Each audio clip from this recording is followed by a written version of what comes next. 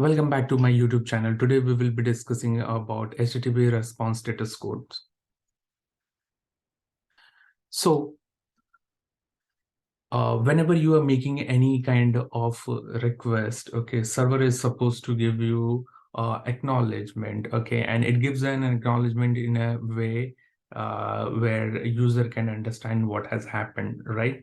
So basically these are status codes, okay, and it gives you an acknowledgement that okay, my request is completed successfully. Okay, so there are 5 classes in which these response codes are divided. First one is informational response, which is ranging from 100 to 199. Then we have successful response, which is ranging from 200 to 299.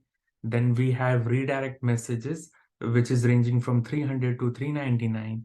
Then we have client error response, which is ranging from 400 to 499. Then we have server error responses, which is ranging from 500 to 599. These are some of the common response code which you will be receiving, okay, if a successful message you have got, right? Let's say you have 200, which is a common status code, okay, when you get any successful response, okay. When suppose you are making any post request, you will be getting 201 created, okay.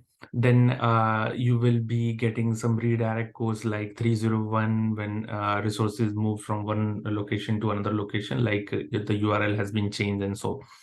Then you have some error cases where like bad requests, unauthorized, forbidden, not found kind of error messages. Okay, and then you have internal server error.